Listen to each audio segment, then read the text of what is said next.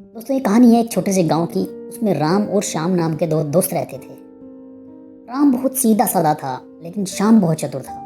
वो सब्जी मंडी में व्यापार किया करता था। उसके पास एक मोटरसाइकिल भी थी। और इधर राम के पास भी अच्छी खासी फसल उगती थी, लेकिन 2 साल तक बारिश ना होने की वजह से खेत में सूखा पड़ जाता है और कंगाली आ जाती है। वो पाई पाई के लिए मोहताज हो जाता है। एक दिन वो घर पर बैठा अपनी पत्नी को बोलता है, अरे जल्दी जा, मेरा गला सूखा जा रहा है, थोड़ा पानी लेकर आ। उसकी पत्नी पानी की बाल्टी लेकर घर के आंगन में एक जो कुआं था उससे पानी लेने जाती है। जैसे ही वह बाल्टी को कुएं में डालती है तो कुएं में टन से आवाज़ आती है। उसकी पत्नी झांक कर देखती है कि अरे ये क्या, कुएं का पानी तो बिल्कुल सूख गया है, इसमें तो एक बूंद भी पानी नहीं है। वो परेशान होकर वापस अपने पति के पास आती है। वो पति को बताती है कि कुएं का तो पानी बिल्कुल सूख गया है। राम कहता है, ये तो बड़ी समस्या की बात हो गई, अब हम लोग कैसे जिएंगे। उसकी पत्नी कहती है कि तुम एक काम करो, पानी का कुआं खोदने वाले मिस्त्री को बुला कर लाओ। राम कहता है, भाग्यवान, मेरे पास तो पैसे नहीं हैं। अब उसकी पत्नी उसको याद दिलाती है कि अरे श्याम ने आपसे 500 रुपये उधार लिए थे, क्यों ना आप इस समय मुसीबत के टाइम में वो पैसे वापस लेकर आओ। राम कहता है, तुम ठीक कह रही हो, तुमने मुझे सही समय पर याद दिला दिया। और राम दौड़ा दौड़ा श्याम के पास जाता है। श्याम को कहता है कि भाई, मुझे जो मैंने तुम्हें 500 रुपये उधार दिए थे वो वापस दे दे। अब श्याम कहता है, हाँ मुझे याद है कि तुमने पैसे दिए थे, लेकिन अब तो मेरे पास 1 रुपया भी नहीं है, मैं तुम्हें कहाँ से दूँ। वो झूठ बोलता है। तब राम उदास होकर वापस घर आ जाता है। उसके जाने के बाद श्याम की पत्नी कहती है, देखो कैसे मुंह उठाकर चला आता है पैसे मांगने के लिए, जैसे इसके बाप ने यहाँ पैसे रखे हों। तब राम अपने घर पहुंच जाता है और अपनी पत्नी को कहता है कि चलो भाग्यवान, पैसे तो नहीं हैं, अब कुएं की खुदाई मैं खुद ही कर लूँगा। और वह कुएं में रस्सी डालकर नीचे उतर जाता है। कई दिनों खुदाई करने के बाद जब मिट्टी नीचे गिली निकलने लगती है, तब वह अपनी पत्नी को कहता है कि भाग्यवान, लगता है पानी निकलने वाला है, नीचे मिट्टी में नमी आ गई है। उसकी पत्नी हाथ जोड़कर भगवान से कहती है कि हे भगवान, आपका बहुत बहुत शुक्रिया, आपने हमारी सुन ली। तो थोड़ी देर में खोदते खोदते एक पानी का फुव्वारा राम के मुंह पर आकर लगता है। राम खुश हो जाता है और उस पानी को चख कर देखता है। चखते ही राम सोचने लगता है कि ये क्या। अपनी पत्नी को कहता है, ये तो पानी नहीं है, ये तो कुछ और है। उसकी पत्नी कहती है, और क्या है। राम कहता है, अरे धीरे धीरे बोलो, मैं ऊपर आकर घर में जाकर तुम्हें बताता हूँ। तब वो दोनों घर के अंदर जाते हैं।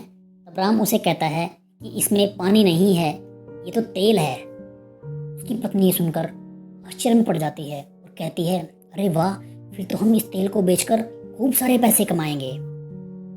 राम कहता है, हाँ तुम ठीक कहती हो, लेकिन किसी के आगे जिक्र मत करना, किसी गांव में किसी औरत के सामने भी नहीं जिक्र करना। तब उसकी पत्नी कहती है, ठीक है, हम आज रात से ही तेल का निकालना शुरू करते हैं। वो छोटी छोटी गैलन लेकर उनमें तेल भर कर रख लेते हैं और अगले ही दिन से राम तेल बेचने का काम शुरू कर देता है। उसके गांव के और आसपास गांव वाले मोटरसाइकिल लेकर उसके घर आते हैं और तेल भरवा कर लेके जाते हैं। इससे राम की अच्छी खासी कमाई होने लगती है। एक दिन उसका दोस्त श्याम भी मोटरसाइकिल में तेल डलवाने आता है और वह देखता है कि भाभी जी के गले में बहुत सारे सोने के आभूषण पड़े हुए हैं। वो सोचता है कि श्याम, हमारे पास इतना पैसा कहाँ से आ गया। राम कहता है, अरे नहीं नहीं भाई, कुछ नहीं, बस ऐसे ही गुजारा हो रहा है हमारा तो। श्याम कहता है, फिर भाभी जी के गले में इतना महंगा सोने का हार कहाँ से आ गया। अब राम कहता है, अरे नहीं भाई, कुछ खास नहीं, बस ऐसे ही गुजारा हो जाता है हमारा। श्याम कहता है, देख ले, मुझसे कुछ छुपा रहे हो, तुम मेरे बचपन के दोस्त हो। तब राम कहता है, नहीं भाई, मैं तुमसे कुछ नहीं छुपा रहा हूँ। तो श्याम कहता है, या तो तुम मुझे सच सच बता दे, नहीं तो मैं फिर कल आऊँगा और गांव वालों को भी लेकर आऊँगा और पंचायत लेकर आऊँगा। तुम्हें पूरे गांव के सामने बताना पड़ेगा तुम्हारे पास पैसे कहाँ से आए हैं।